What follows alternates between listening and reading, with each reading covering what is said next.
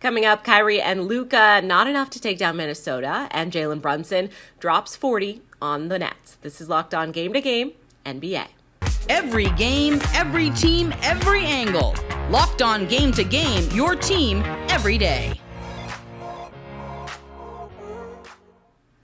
Welcome in. You are listening to Locked On Game to Game NBA. We have local experts that join us to go over the biggest stories on the hardwood. I'm your host, Kainani Stevens. Thank you for making Locked On your first listen every single weekday. The Luka and Kyrie combo is already very dynamic, but the defense is something that's really done Dallas dirty as of late. Locked On Mavs goes over the good and the bad. Locked On Wolves, happy that their team was able to hold on for a win. Oh boy, the Dallas Mavericks climb all the way back up the ladder, and just like Sisyphus, the ball goes right back down the hill. Nick Angstead from the Locked On Mavericks podcast here. Dallas Mavericks lose in Kyrie Irving's home debut for the Mavericks, 121 to 124. But that doesn't tell the story of the game at all. This Dallas Mavericks team played awful for 3 quarters, couldn't defend anything in the paint. They were allowing so many points in the paint, so many shots in the paint. Nothing was going well. Anthony Edwards could get whatever he wanted on the offensive end. Rudy Gobert was getting a bunch of rebounds. He was getting some dunks. And the Mavericks decided, we're going to go small. We're going to go small, try to get Rudy Gobert out of the game, and it worked. Rudy Gobert was out of the game, just like in a playoff series. And Kyrie Irving was incredible in the fourth quarter. Absolutely. 20-plus points for him in the fourth quarter. This game is not anywhere close if he doesn't just completely go off. And now the Dallas Mavericks have to decide, how are we going to play with our 2 new stars?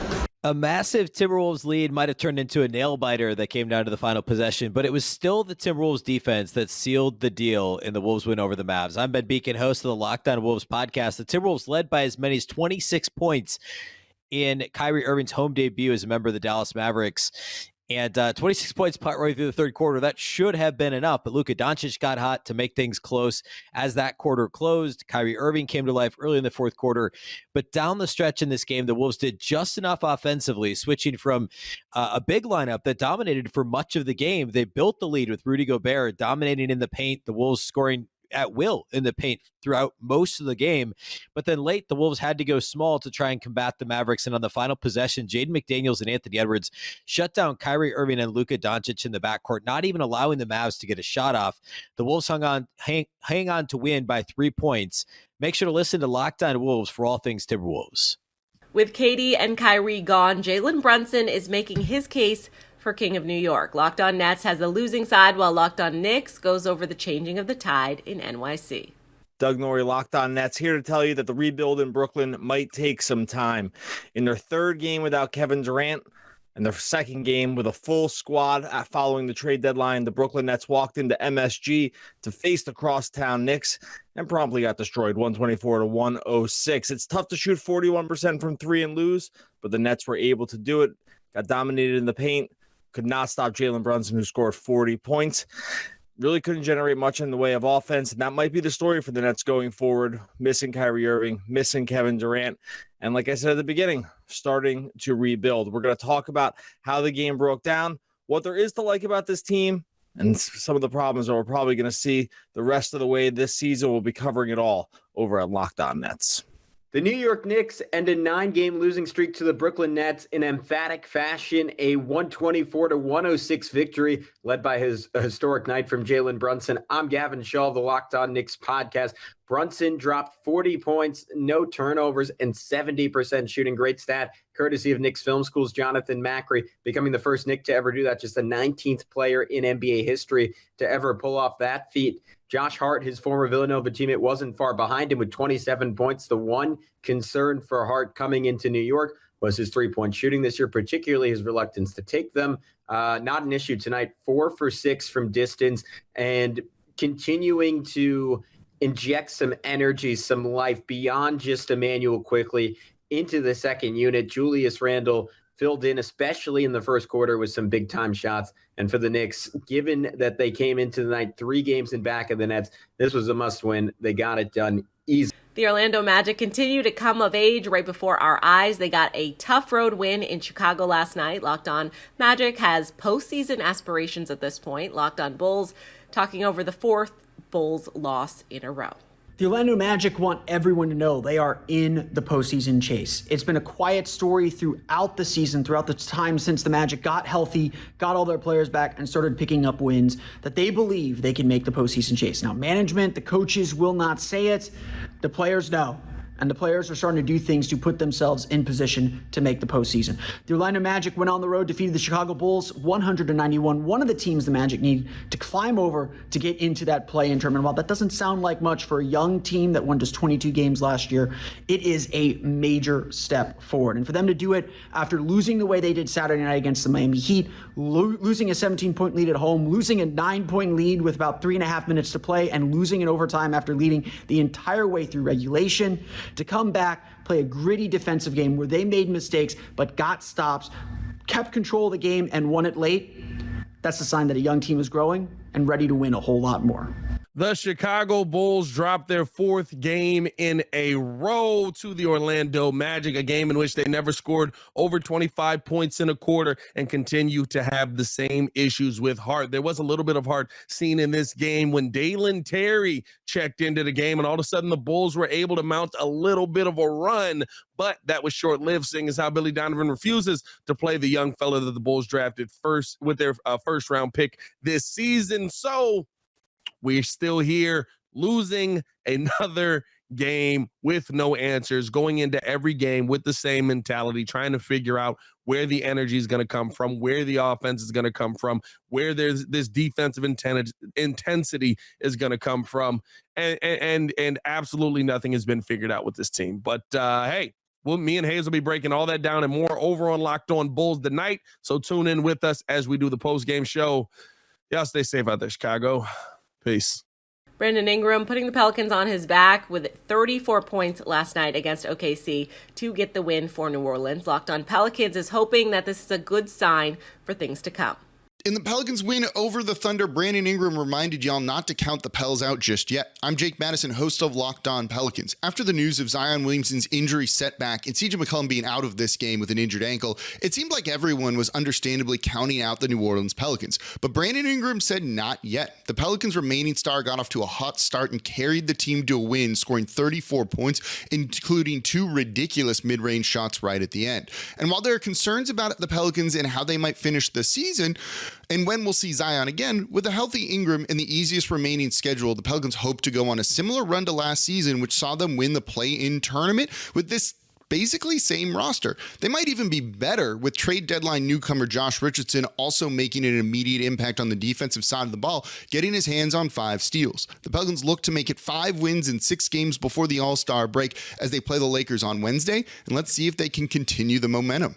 The Warriors find a way to win without Steph. This is Locked On Game to Game, NBA. Today's edition of Locked On Game to Game is brought to you by FanDuel. We are so excited about our new sports betting partners here for Locked On because they are the #1 sportsbook in America. If you're new to FanDuel, that's even better because they have a ton of great features that make betting on sports fun and easy.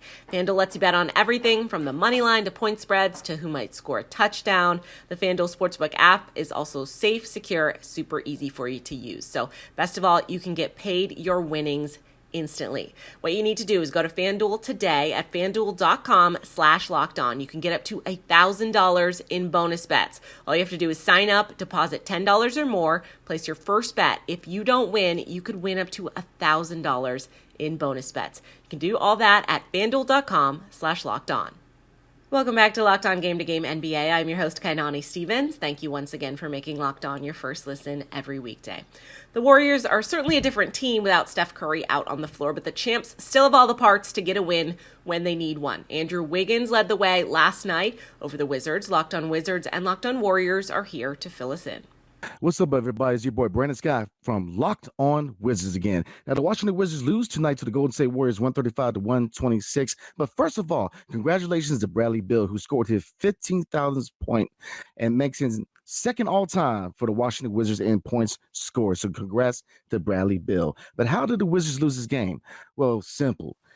56 combined points by Andrew Wiggins and Klay Thompson. Second, three-point shooting. The Warriors shot 50% by accomplishing 20 3-point shots tonight. So the 3-point shot buried the Washington Wizards, and the Washington Wizards gave it up in the second half, but the third quarter, and they couldn't recover. They did make the game closer in the fourth quarter, but the deed was already done in the third quarter. So looking forward, the Washington Wizards have the Portland Trailblazers in Portland, 10 o'clock tomorrow night. So the Wizards can try to get a dub and get back in the win column. The Warriors are still without Stephen Curry, but they're finding ways to win. And tonight it was largely because of their bench. I'm Cyrus Sauces with your Locked On Warriors, Locked On Now recap of the Golden State Warriors defeating the Washington Wizards at home 135-126, thanks in large part to that bench, which has been a point of concern throughout the season. But tonight, JaMychal Green, 14 points on a perfect 4 for 4 from three-point line, although he did injure his wrist late in the game, which was a concern. But again, those 14 points added 5 assists, and he played great defense on the much larger Kristaps Porzingis in this game. He was huge. And of course, Dante DiVincenzo with 17 points in this game. They were both phenomenal because Dante was 5 for 8 from beyond the arc. And then Andrew Wiggins, still trying to find his old form, led all scorers on the Warriors tonight with 29 points. Atlanta got absolutely blown out by a terrible Charlotte team on Monday night. Locked On Hawks trying to figure out how their team gave up 144 points to the Hornets.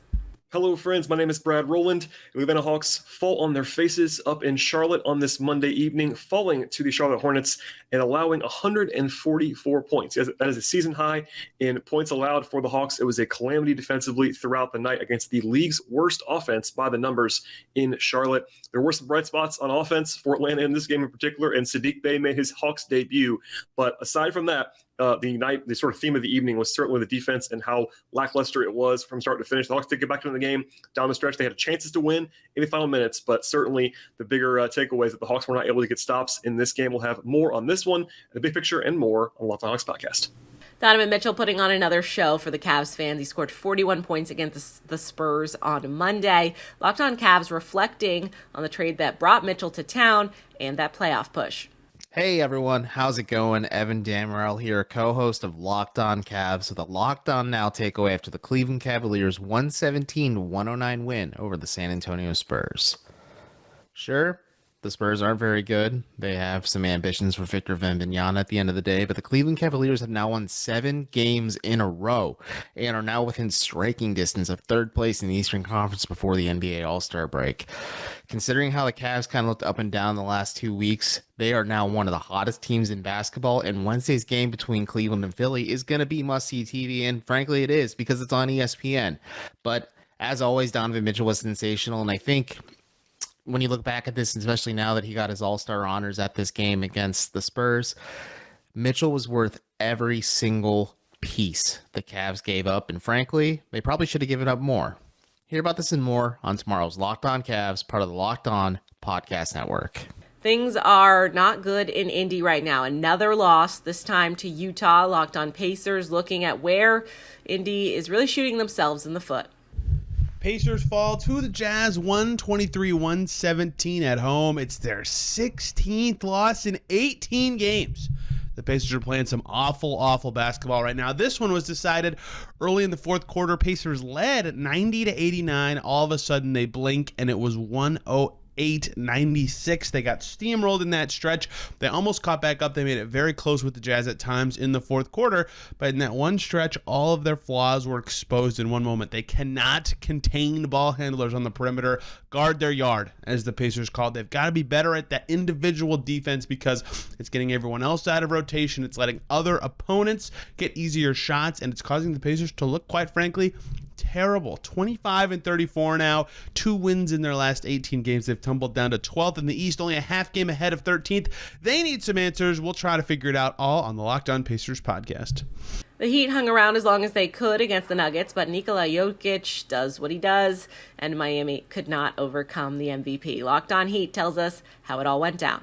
Well, the Heat were without its starting backcourt and several key players off the bench, and they were going up against the number 1 team in the West in the Denver Nuggets and nearly got the win at home. I'm Wes Goldberg with Locked On Heat. Nikola Jokic and the Nuggets came into town and led nearly the entire second half and by as many as 10, but the Heat did what they do. Without Kyle Lowry, Tyler Hero, Victor Oladipo, and others, the Heat clawed back and had a chance to turn it into a one-possession game when Jimmy Butler whiffed on a wide-open layup with 13 seconds left that could have pulled the Heat to within 2 points. Instead, the Heat lost 112-108. Their 8-game home win streak comes to an end. Still, they did almost everything right. They won the rebounding battle, kept turnovers low, they made plays in transition, but ultimately, the mountain of injuries were too much to overcome. The bench was outscored 34-19, and the Nuggets shot 58% overall from the field. The Nuggets, without Jamal Murray and Aaron Gordon, were of course led by Nikola Jokic, who had 27 points, 12 rebounds, and 8 assists. Bam Adebayo struggled on offense, 19 points on just 6 of 14 shooting, but that's because he had his hands full having to guard Nikola Jokic. He put a lot of work in on the defensive end, and you could tell he looked tired when he was on the offensive end. Jimmy Butler had 24 points, 10 rebounds, and 9 assists, and Max Strus added 23 points, the most points he's had in more than a month. For more on the game, including if it was Miami's defense to blame or Denver's offense to credit, tune into Locked On Heat on YouTube or wherever you get your podcasts. That's a wrap for this edition of Locked On Game to Game NBA. Thank you once again for making Locked On your first listen every weekday. Now make sure you are subscribed to Locked On NBA and your favorite team's Locked On podcast on YouTube and wherever you get your podcasts from. I'm Kanani Stevens. This has been Locked On Game to Game.